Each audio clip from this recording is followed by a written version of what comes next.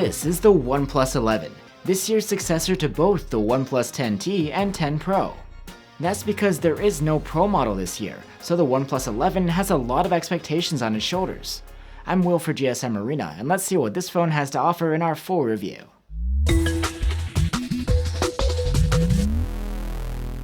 OnePlus has decided to go with one model for this release, the OnePlus 11. They sort of mashed together the feature sets of last year's 10T and 10 Pro and refreshed them for the new generation. The result is missing a couple of things compared to the Pro model, but it's still a nice upgrade from the 10T. There's a high-resolution display and a telephoto zoom, and of course, a new cutting-edge chipset. When it comes to the design, the OnePlus 11 again has a camera bump that wraps around to meet the frame, but this time it's a circle, not a square. The back panel is protected by Gorilla Glass 5, and is quite reflective. It curves into the aluminum frame, making the phone feel thinner than it actually is. It weighs in at over 200 grams, but doesn't feel heavy. As you might expect from OnePlus, you don't get official waterproofing here. But at least they have brought the alert slider back, something longtime fans will appreciate. On the front, you get a display that's similar to the OnePlus 10 Pros. It's a curved 6.7-inch LTPO3 AMOLED, with a QHD resolution, a 120Hz refresh rate, and Victus protection. This year, you also get support for Dolby Vision, on top of the HDR10 Plus and 10-bit color depth from before. Of course, as a high-res display, it's extra sharp. You get great contrast, and the color accuracy is excellent too. Something new here is the 3rd generation LTPO tech. The adaptive refresh rate is more energy efficient now. The 120Hz will dial down to 10, 5, or 1 Hz, depending on the screen brightness, and it can make smart adjustments based on the type of content on screen. We did run into some issues though, as a result of this smart switching. Sometimes when there's both static and moving content on the screen, the display can't decide whether to scale down the refresh rate or ramp it up, resulting in some stutters. When it comes to max brightness, the OnePlus 11 was able to achieve 490 nits with the manual slider, and this boosts to 770 nits in auto mode when in bright sun.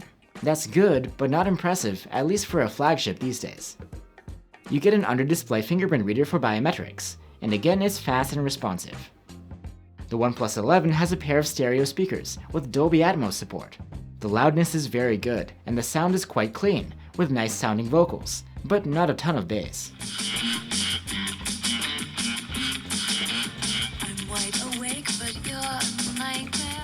And you can get the OnePlus 11 with 256 or 512 gigs of storage on board, but that's not expandable through microSD. The OnePlus 11's interface is Oxygen OS 13, running on top of Android 13. Rather than the near-stock Android experience it was known for in the past, these days Oxygen OS is basically identical to Oppo's Color OS and Realme's Realme UI. You can see a difference from stock Android directly in the notification shade, with the custom shapes and arrangement of the toggles. Other custom features include the ability to place an app into a floating window, for multitasking purposes. The smart sidebar is a convenient place within which you can store shortcuts. One useful feature is the icon pull-down gesture. Swipe up, and the apps will compress and come right to your finger for easy one-handed access. One thing we do wish is that there were customization options for the alert slider. All you can do is switch between ring, vibrate, and silent. We can't help but miss the old Oxygen OS, which really made OnePlus phones feel unique. But if you'd like to learn more about this interface, you can actually just have a look at our detailed Realme UI video. Now let's go over the chipset, one of the major upgrades here compared to the OnePlus 10 Pro. The new model packs the new flagship silicon from Qualcomm, the Snapdragon 8 Gen 2. Compared to the previous generation, this chipset provides considerably higher CPU performance and efficiency, and the GPU performance is much improved too. The Snapdragon 8 Gen 2 also supports new, faster memory technologies, LPDDR5X and UFS 4.0. As you'd expect, the OnePlus 11 smokes last year's flagships and benchmarks, and holds its own against other recent phones that are running on the same chipset. And the phone has an advanced passive cooling system, and the thermal management is quite respectable. There was hardly any throttling throughout our prolonged stress test. For gaming, there's also a feature called Hyper Boost Engine, which allocates resources in real time, depending on how much juice the game needs at the moment. It's only for a handful of supported titles though. The OnePlus 11 has a 5000 mAh battery, just like the OnePlus 10 Pro. The battery life here is comparable too, with an overall endurance rating of 108 hours in our proprietary tests. The global version of the OnePlus 11 supports 100-watt fast charging, but the US version is 80 watts. We have the global model here, and with the bundled adapter we were able to charge the phone from 0 to 100% in just 22 minutes. There is no wireless charging though, which you did get on the OnePlus 10 Pro. Now let's talk about the cameras. The OnePlus 11 brings a 50-megapixel main cam, a 32-megapixel telephoto with 2x zoom, and a 48-megapixel ultra-wide cam which has autofocus. The main camera's photos come out at 12.5 megapixels by default, and these are great. You get a contrasty look with pleasantly vivid colors. The noise is low and dynamic range is great as well. We like the processing of the detail too, with balanced sharpening. Portraits can be taken with either the main cam or the telephoto, which OnePlus actually markets as a portrait camera. Either way, the results look good, with nearly flawless edge detection and wide dynamic range. We would give the main cam the edge though. It resolves more detail and produces to our eyes more likable colors. It's nice to have a telephoto camera, which last year's OnePlus 10T didn't have. Zoomed shots are excellent, with plenty of detail and pleasant sharpness. The high contrast, the dynamic range, and the exposure are consistent with the shots of the main cam. The ultra-wide shoots excellent photos. It maintains a similar Hasselblad vibe to the other two cameras, and there's plenty of sharp detail for this sort of cam. And since the ultra-wide has autofocus, you can take macro close-ups with it, something missing from the OnePlus 10 Pro. The overall quality is quite nice, with pleasant colors, plenty of detail, and consistent results. If you're shooting with the main camera at night, the OnePlus 11 will automatically use night mode processing. So whether you're in the default mode or the dedicated night mode, you get virtually the same results. These photos are excellent, with nice resolve detail and sharpness, low noise, and great dynamic range.